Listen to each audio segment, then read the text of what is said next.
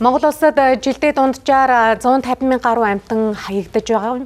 За амьтан хөөрхөн харагдах үедээ өөрийн бодит нөхцөл байдлыг буруунлан сэтгэл хөдлөлтөд автан шийдвэр гаргаснасаа тэжээж чадалгүй гаргаж хаях нь түгээмэл тохиолдож байна. За үүнд 10 хүүхдийн 5 дэлгүүрт нь буцаах, гудамд гаргаж орхих үйлдэл хийдэг байна. Иймээс хүүхэд амьтан тэжээх шийдвэр гаргахад хариуцлах үүргийг ухамсарлуул ойлгуулах чухлыг сэтгэл зүйч нар онцолж байна.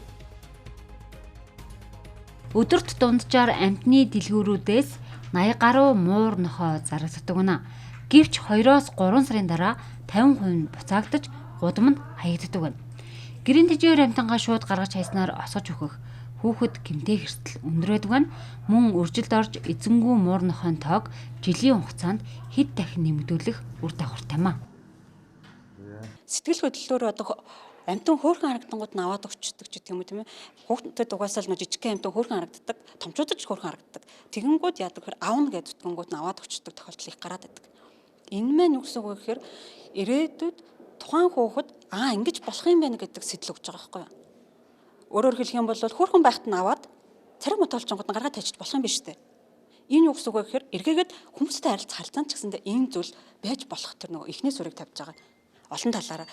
За зөвхөн энэ талдаач биш. Ер нь бол тухайн амьтныг ер нь инэрч хайрлах ч гэдэг юм уу. За тэгвэл болохгүй бол гаргаад тавьчих болд юм байна. Ингэж болдгийм байна гэдэг ч юм уу те.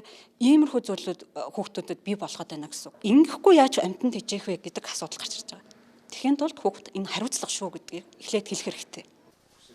Хүүхэд 3-аас 15 наснд сэтгэл зүй хамгийн докторгүй байдаг байна. Иймээс өөрт хөрх харагдсан зүйлийг авахыг хүсдэг. Гэвч энэ сонирхол 2-3 сар үргэлжилдэг. Тун бодлогүй өхөөрдөж авсан амьтад нь үн цэнэгүй санагдаж эхэлдэг байна. Иймээс тэжээр амьтаа авахыг хүсгэд хүүхдийн сэтгэл зүйг бэлдэх хэрэгтэй маа. Мөн үүрэг хариуцлагыг нь ухамсарлуулах нь чухал юм аа. Сайн сургацсан нохойгоо дагуулж явж байгаа хүнийг харчаад нохой муур тэжээх чинь нохой тэжээх юм амархан юм байна гэдээ ойлгочдөг.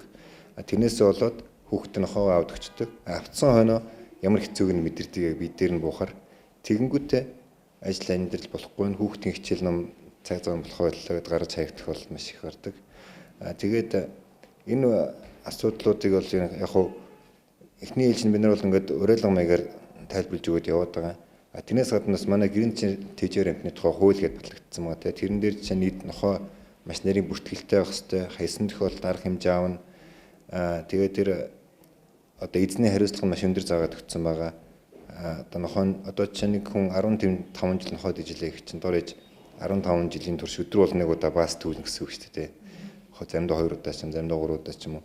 Их мэдчлийн асуудлуудыг найруулж заагаад өгсөн болохоор тэрийг бас нохой муурах гэж байгаа хүмүүс бас нэг гэрийн тэжээр амьтны хэрэглэж байгаа бол би одоо бас энэ үүрэг хариуцлагаараа бас хуулийн нэг юм оролцогч болж байгаа юм шүү. Нэмэлт илүү үүрэг хариуцлага энгийнээс илүү үүрэг хариуцлага хүлээдэг юм шүү гэдгээ бас нэг тэр гэрийн тэжээр амьтны тухай хуулийг уншиж харчаад амьтнаас авах шийдвэрээ гаргаасаа гэж хүсэж байна. 2025 онд нийслэлийн нутаг дэвсгэрт нийт 90 мянган орчим эзэнгүй нохой муурыг устгад оруулжээ. Гэвч иргэдийн хайхрамжгүй, ухамсаргүй байлаас болж эзэнгүй нохой муурын толгой буурахгүй байна.